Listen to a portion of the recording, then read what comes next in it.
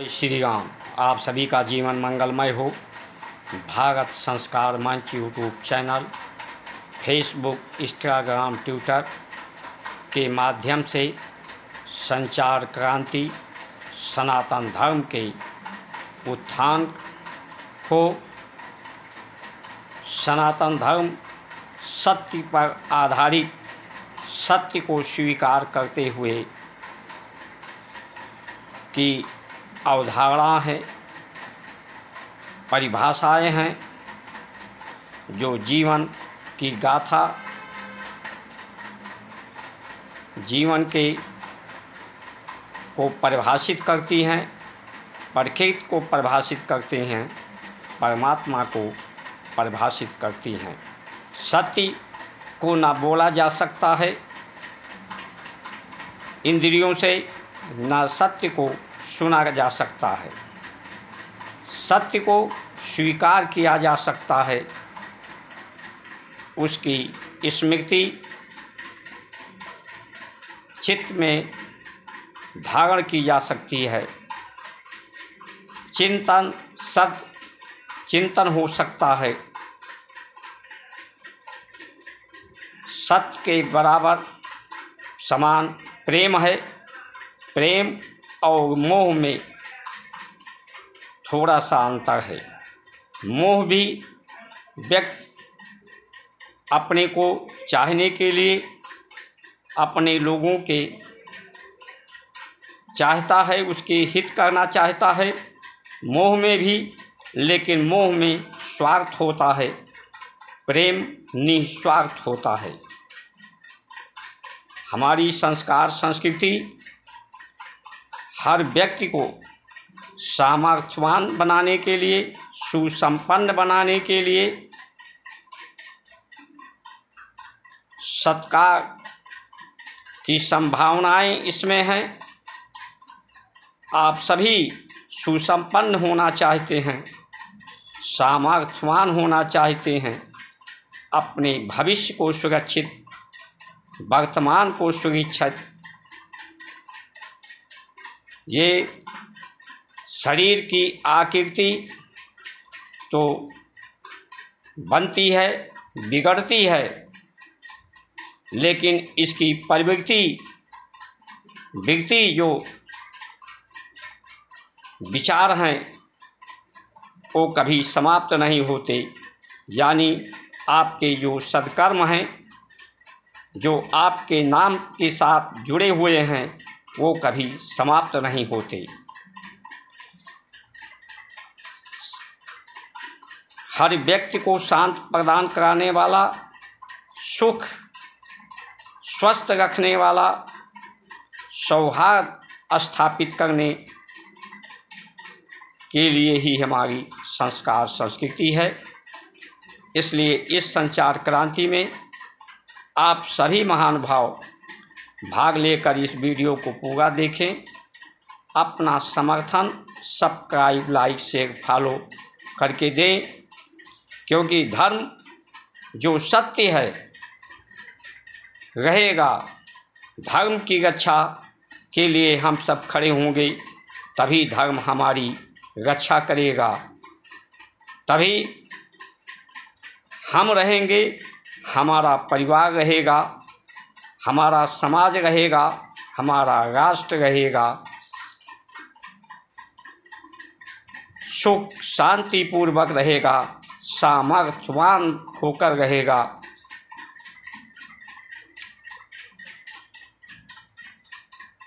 ये सृष्टि मनुष्य की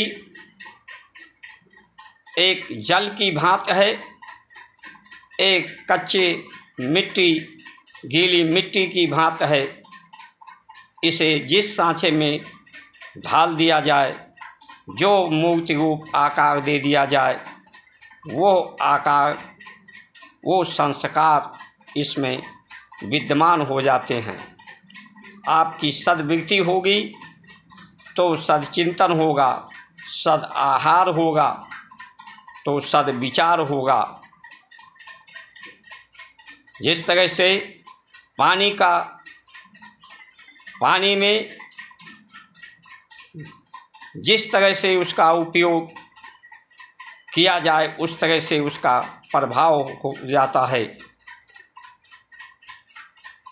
पानी वाष्प के रूप में भी है,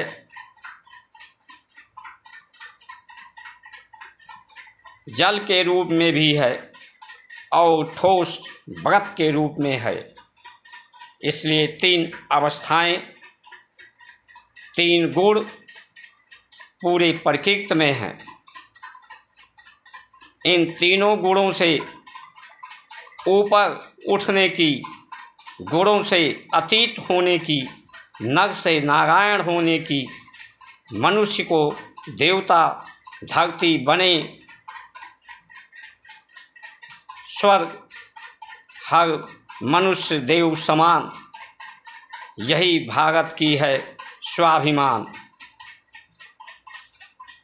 इसलिए इस भारत की संस्कार संस्कृति सनातन धर्म का हजारों वर्षों से पतन का प्रयास निरंतर होता रहा है और इसके पतन का कारण कुछ नहीं, मूल में सिर्फ लालच है और इसी लालच के कारण व्यक्ति के अंदर मोह, काम, क्रोध आता है। चाहे मुगल के समय, चाहे अंग्रेज के समय, उनके प्रशासनिक व्यवस्था में, उनके सेना बल में अधिकांश हमारे लालच, स्वार्थ, कुछ प्राप्त करने वाले लोग, झूठे सम्मान के भूखे लोग उनके सहयोगी के रूप में उनका सहयोग कर रहे थे। यही कारण था कि भारत की संस्कार संस्कृति का वो आंशिक रूप से पतन करने में कामयाब हुए। चाहे मुगल काल में हो, चाहे अंग्रेज काल में हो।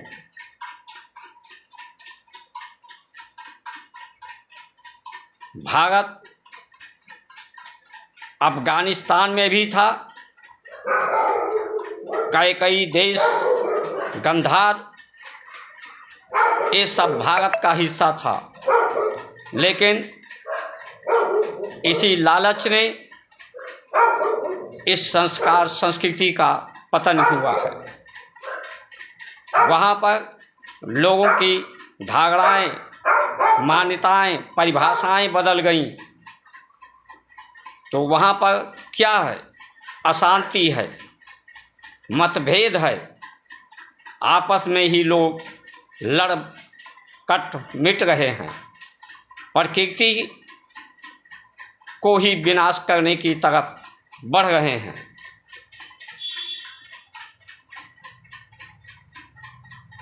प्रकृति ने जात पात, भाषा के आधार पर, धर्म पंथ के आधार पर कोई भेदभाव नहीं किया है। अगर किया होता तो चाहे हिंदू हो, चाहे मुसलमान हो, सिख, ईसाई, अगड़ा पिछड़ा जिसकी हम बात करते हैं, तो उसकी आकृति भिन्न भिन्न होती। किसी के सींग होता, किसी के पूंछ होता। जिस तरह से बंदर, गाय, भैंस, शेर को दूर से ही पहचाना जा सकता है, लेकिन मनुष्य जिन्होंने सनातन सत्य को स्वीकार किया, जिसकी धारणाएं सत्य को स्वीकार करने की हुई कि मैं कुछ नहीं हूँ, जो कुछ है परमात्मा है, परमात्मा भी शून्य है, कर्म शून्य है, हम भी कर्म शून्य हैं। जो कुछ है कर्म, ये कर्म परमात्मा के द्वारा है और ये सृष्टि के लिए है, सुंदर बनाने के लिए है, जीवन को सुंदर बनाया जाए, जीवन को संवारा जाए। तन सुंदर हो, मन सुंदर हो, चित्त सुंदर हो, बुद्धि सुंदर हो, प्रकृति सुंदर हो, सुगंधित हो, समाज सुंदर हो, सुंदर नीतियाँ हों, सुंदर रीतियाँ हों, सुंदर प्रीत हो। ये धारणाएं को धारण करने की जो सिद्धांत, सूत्र, जीवन दर्शन हमारे ऋषियों ने दिया है, उन्होंने कुछ सूत्र और सिद्धांत दिया है। वेशभूषा, भोजन निर्धारण किया है ऋतुओं के अनुसार। जब तक हम उनके सिद्धांतों के अनुसार, मूल सिद्धांतों के अनुसार अपना आचरण, सद्व्यवहार नहीं करेंगे, तब तक हम अपने को सनातनी हिंदू नहीं कह सकते। ये इस तरह से माना जाना चाहिए जैसे कोई किसी विद्यालय में पढ़ने वाला बच्चा है तो उसका एक ड्रेस होता है, उसकी एक व्यवस्था होती है, उस व्यवस्था के अनुसार व्यक्ति को अपनाना पड़ता है उस व्यवस्था को। पुलिस में हो, सेना में हो, तो उसकी कुछ सूत्र और सिद्धांत होते हैं जिसको जब व्यक्ति अपनाता है तभी वो महत्वपूर्ण होता है। जब पद से वही रिटायर हो जाता है या जब पद पर नहीं रहता है तो उसका मूल्य नहीं रहता है। इसी तरह से सनातन धर्म की जो सूत्र और सिद्धांत हैं, जब तक अपने जीवन में हम उस सिद्धांतों को, उन मान्यताओं, जीवन दर्शन को नहीं अपनाएंगे, तब तक सामर्थ्यवान कोई नहीं बनेगा, सुखी कोई नहीं होगा, शांति किसी को नहीं मिलेगी, सुसंपन्न लोग नहीं होंगे, सामर्थ्यवान नहीं होंगे। ज़्यादा भोगने की बात, जितने ज़्यादा भोगेंगे, मनुष्य के पहले चुनौती यही थी। जब पैदा हुए तो लोगों की भूख हुई, भूख से जिज्ञासा हुई इसे शांत करने की, उसके बाद सुरक्षा की, इसकी सुरक्षा कैसे हो, सुरक्षा के लिए सामर्थ्य की आवश्यकता होती है। और सामर्थ्य जब व्यक्ति अपने को स्वीकार करता है, जिस तरह से ओम भूर्भुवः स्वः तत्सवितुर्वरेण्यं भर्गो देवस्य धीमहि धियो यो नः प्रचोदयात्, वो प्राण स्वरूप परमात्मा सब में विद्यमान है, जो ओम है। 5 अक्षर ओम में होते हैं, 5 तत्व जिससे हैं, 25 तत्वों से ये जड़ जंगम है, 24 तत्व एक परम तत्व, कुल मिलाकर 25 तत्वों से पूरी सृष्टि का निर्माण है। सिर्फ पूरी सृष्टि, प्रकृति, जड़ जंगम इन 24 तत्वों का एक संगठित आकृति है। सब शून्य है और जो शून्य होता है वही सबसे न्यून भी होता है, सबसे महान भी होता है।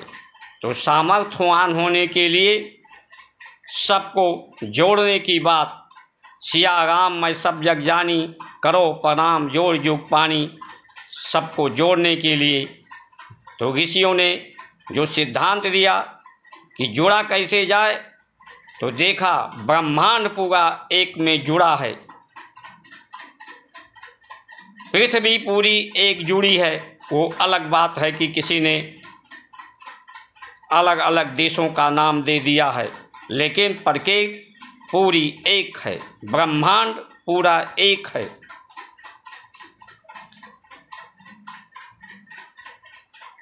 एक विरोधाभास तत्व होने के बावजूद एक साथ प्रकृति रहती है। इसमें अग्नि भी है, वायु भी है, जल भी है, लेकिन सब मिलजुल कर एक साथ में रहते हैं। इन्हीं मिलजुल के संग को संगति कहते हैं। इसी को संगति को अपने जीवन में स्मृति में लाकर, यही संस्कृति है, यही संस्कार है, जिससे ये प्रकृति है और ये प्रवृत्ति है।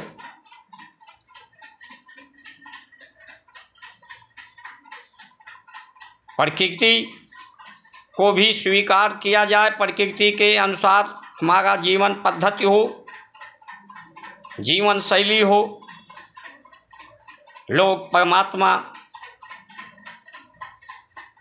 कैसी बड़ी हम लोगों की भूल है कि राम को हमने, कृष्ण को हमने, भोले बाबा को हमने मंदिरों में बंद कर दिया। ये मनुष्य की कितनी बड़ी धूर्तता ही है कि तुम मंदिर में रहो, हम तुम्हें चढ़ावा चढ़ाएंगे, तुम आशीर्वाद दो। क्या चढ़ाएंगे आप? फल भी उनका, फूल भी उनका, ये शरीर भी उनका, प्राण के रूप में कर्म भी उनका, इससे अर्जित जो भी धन धान भी है वो उन्हीं का। क्या परमात्मा को चढ़ाओगे आप? आपके पास मन है, आपका मन सिर्फ आप उन्हें अर्पित कर सकते हो। तो मन तो आप संसार को सौंपे हो, परमात्मा को मन को चढ़ा दो, संसार के लिए सेवा को अर्पित करो, मन परमात्मा को समर्पित करो, तभी सामर्थ्यवान बनोगे, सुसंपन्न बनोगे, जीवन सार्थक सफल होगा।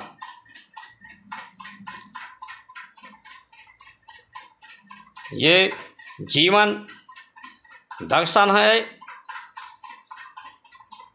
इस दर्शन को अपना करके राम को, जिसे हम भगवान के रूप में पूजते हैं, सीताराम के रूप में पूजते हैं, उन्हें क्या आवश्यकता थी मनुष्य के रूप में वनवास जाने की, युद्ध लड़ने की? वो तो मात्र संकल्प से रावण को मारना होता, जो भी करना होता वो कर सकते थे। उन्होंने एक चरित्र दिया है, एक चिंतन दिया है, अवतरित होकर एक मार्गदर्शन दिया है। जब तक उनके मार्गदर्शन को, उनके चरित्र को, उनके चिंतन को हम उनके सिद्धांतों पर, जीवन दर्शन पर नहीं अपनाएंगे, नहीं चलेंगे, तब तक उनकी कृपा किसी को नहीं प्राप्त हो सकती। मंदिर हमारे जो भगवत स्वरूप संत हैं, जो अपना तन मन सब कुछ परमात्मा को अर्पित किए हैं, उनका दर्शन, उनके रहने का स्थान, उनके तपस्या करने का स्थान, अनुसंधान करने का स्थान, मंदिर पर जो धन चढ़े उसके लिए विद्यादान, गौशालाएं, आयुर्वेद, ये शोध संस्थान है, शोध संस्थान है। मंदिर हमारे, मंदिर का उद्देश्य हमारे सनातन धर्म का शोध संस्थान होना चाहिए, लेकिन आज उसका हम लोग समुचित प्रयोग नहीं कर पा रहे हैं।